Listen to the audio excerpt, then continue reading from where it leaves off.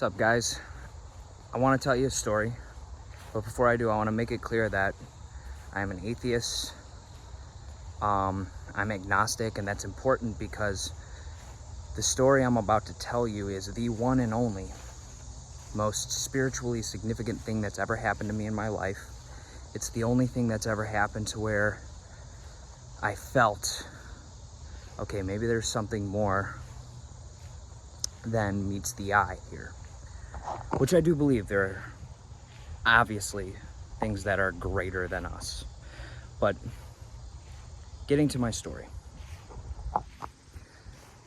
I had a cousin. His name was Nick. He passed away about a decade ago.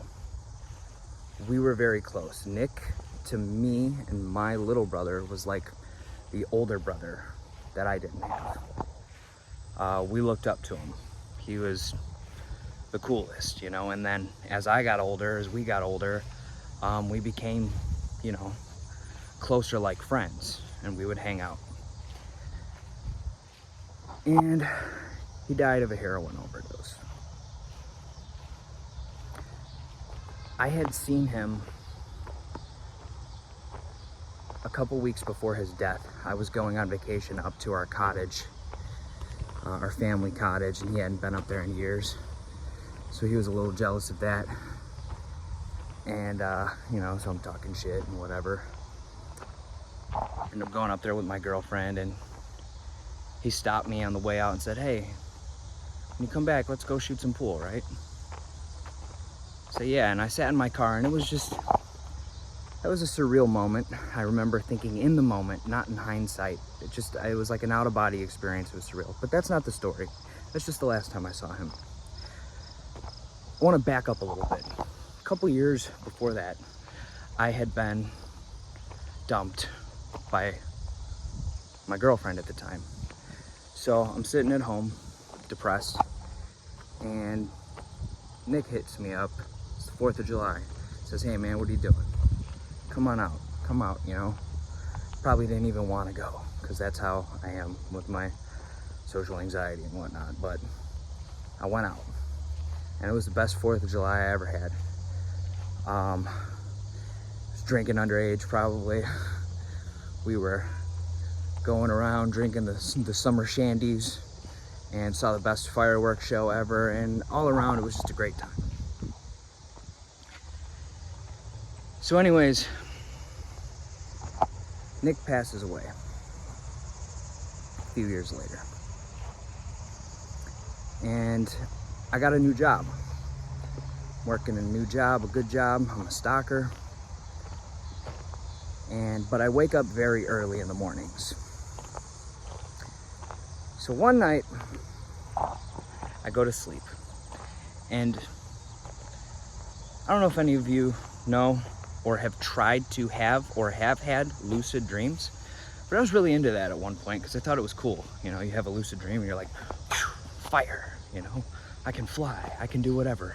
You know, you just have the ultimate powers. And the only couple of times I ever had a lucid dream when I was attempting to have one, never worked.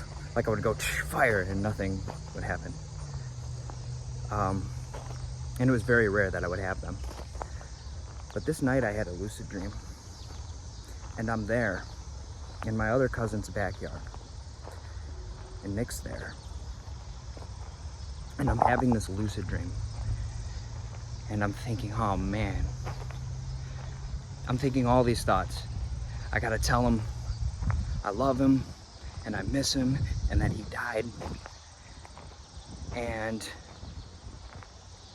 but I gotta tell him he's not real.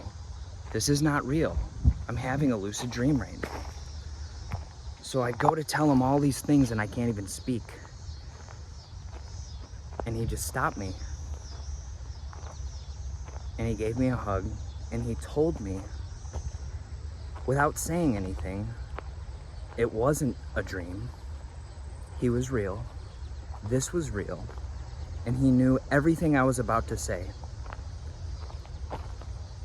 And in that moment, in that dream, I had the most